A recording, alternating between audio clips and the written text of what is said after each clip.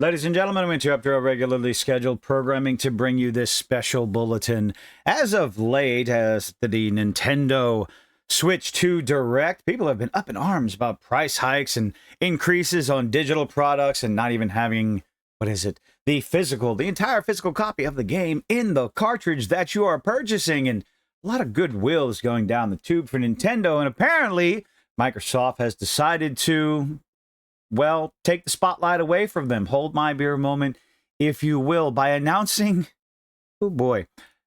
price hikes on their 5-year-old consoles.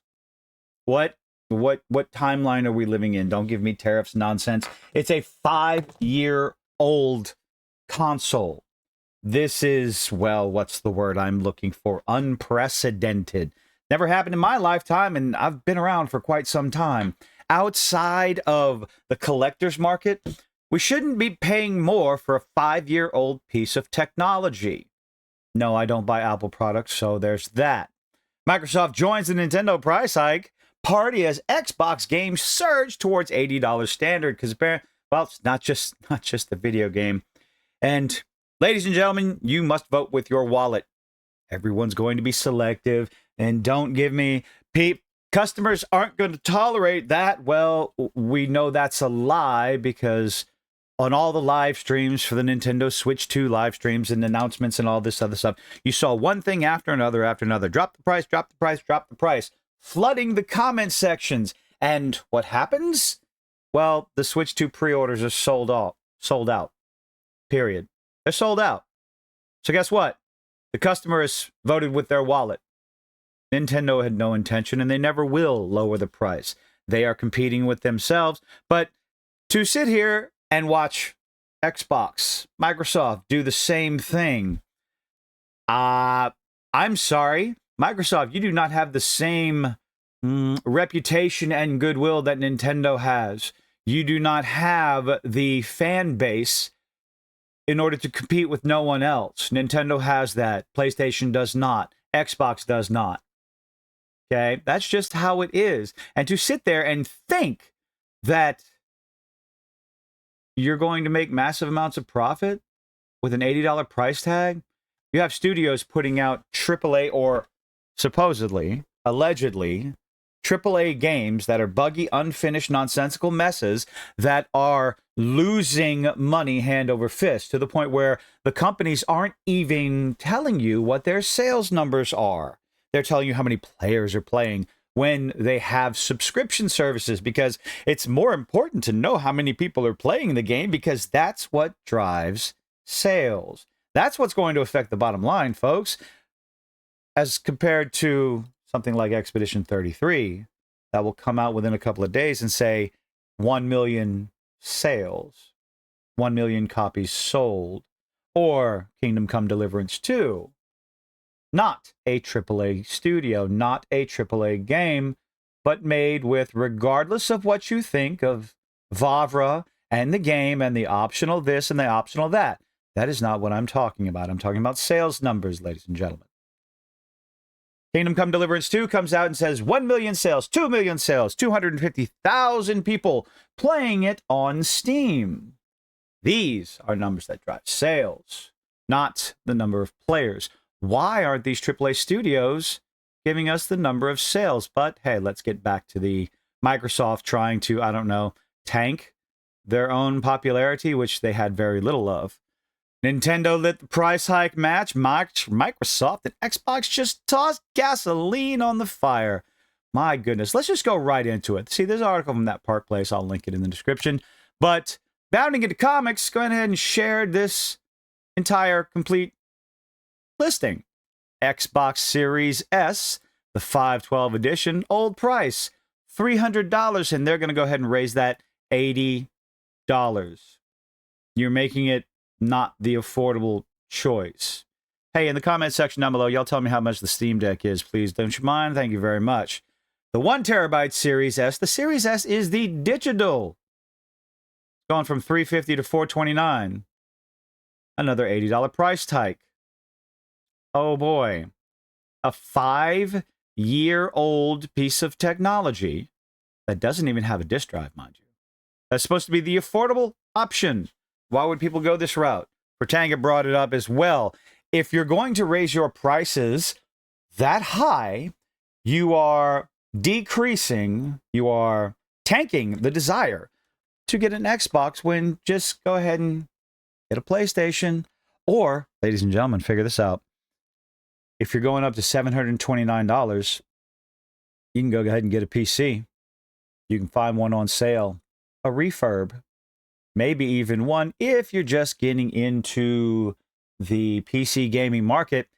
You can get one with a built-in video card, which no, I don't recommend, and no one ever will recommend that. But hey, it's a start, and they're going to run you $500 or less.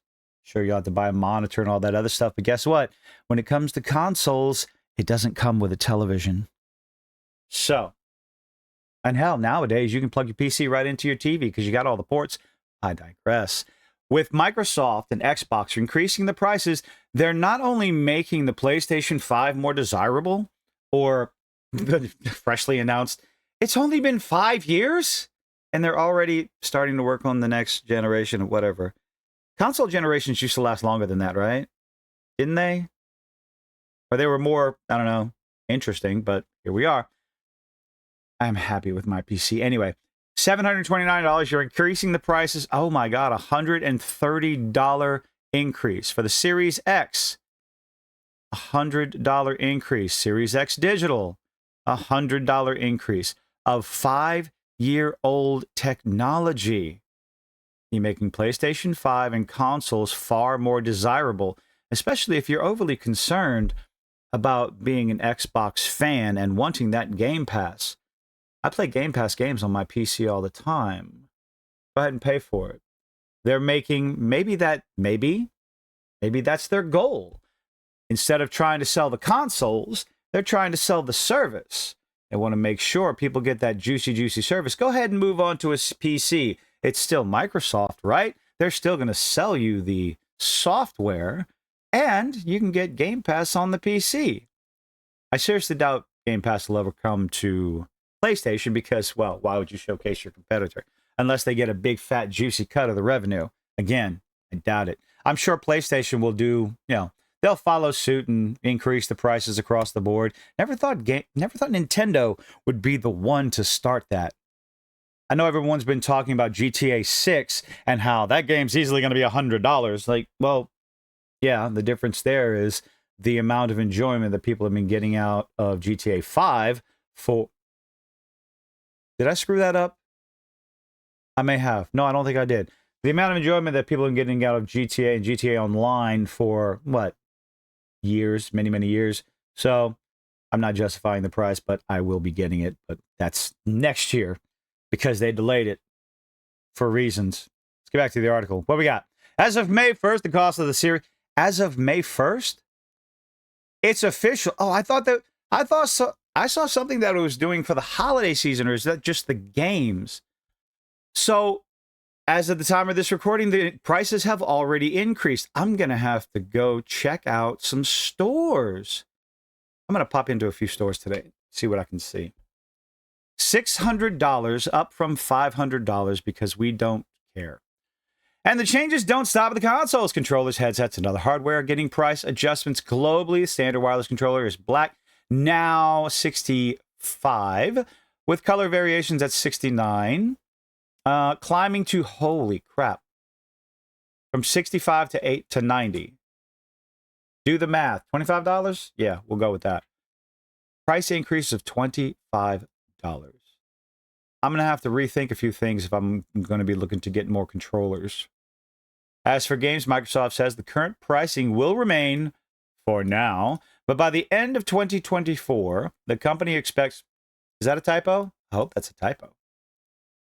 By the end of 2024, I'm sure it's the end of 2025, the company expects new first-party games to begin launching at $80. Go ahead and, I have found this first-party games, AAA games, jumping up to $80. They're going to try to push $90 because they don't seem to understand. Sam Walton got it right. Walmart, for those that don't remember. If you raise the price on something that there is no interest in, well, You're not going to sell that many of them. If you make $5 off of something that you sell 100 on, that's better than making $10 off of something you sell 10 of, right? 500 versus $100. Work on your profit margin. Be smart about it. Doesn't always mean lost sales. If you can lower the price and keep it low, you make less per product, but you sell 10 times more product. Especially with the AAA studios pushing out garbage no one's interested in. And that's not even including the ideologically story-driven nonsense that doesn't make sense in the world they're presenting, looking at you, Veilguard, where the gameplay is worse and worse. The games are a buggy mess, and people just aren't interested. They're doing what many channels have been promoting. Vote with your wallet. Do not pre-order. Wait for someone to review it. Wait for a trusted source or 3 or 4 that you relatively agree with on some things when it comes to video games. Wait to see what they have to say about it before you spend your money. These companies do not deserve your money. Let the content creators be the ones that spend that extra $20, $30, $40 because that's a tax write-off. Don't let anyone fool you, plus super chats and subscribers and viewers. Long list of reasons why content creators do that, why Twitch streamers, YouTubers, and the like will spend that kind of money to get the early access because they want people to see it. Follow those guys. See what they have to say about it. Don't pre-order and vote with your wallet. In a statement provided to IGN, a Microsoft spokesperson acknowledged the frustration that it would bring to consumers, but we don't care because you're a bunch of pay pigs and you're going to spend all the money on everything. Nintendo already proved that with everybody screaming and moaning and groaning about drop the price, and yet, as soon as pre-orders went out, they sold out within minutes, except for DSP. Quote, we understand that these changes are challenging. No, they're not. You're trying to cash in on money. And you're trying to cash in on the fear of tariffs. Because tariffs go up and down. We just never hear about them. In case you didn't know, tariffs have been around for decades and decades and decades. It's nothing new. They come and go. They go up. They go down. But I promise you, if they're blaming the tariffs on this, the market conditions. So yes, we know they're blaming the tariffs. Given market conditions, we're going to raise the price. But don't worry, if the market conditions get more positive, we have absolutely no intention of lowering the price because we're going to keep it there because all that's going to do is increase our profit margin. Even though people will be spending less money, they'll be making more informed purchases. At least I do truly hope so. I can dream, can't I? Rising cost of development. Rising cost of development. When you have an industry that is so based on technology, how is development getting more and more expensive? I don't understand that. Microwaves used to cost hundreds, if not thousands of dollars. Computers used to cost thousands of dollars in the 70s and 80s. You could not afford them. Video game consoles used to cost way more. Video game cartridges used to cost a lot more than they do now. So, I mean, hell, you can go across the board. Anything involving technology used to be far more expensive, far more of a luxury than it is today. And yet today, this individual, Microsoft, wants to say there is a rising cost of development.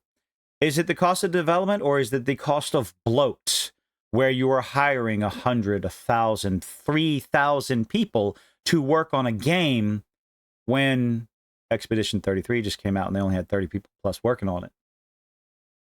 I believe, I would be more inclined to believe that that's where the rising cost of development has nothing to do with the game itself. It has to do with you have entirely too many hands on this game that none of them, more than likely, are communicating with each other in a proper manner. So you end up with games like Assassin's Creed Shadows and Cyberpunk 2077, where a dog doesn't want you to pet them, T-posing all over the place.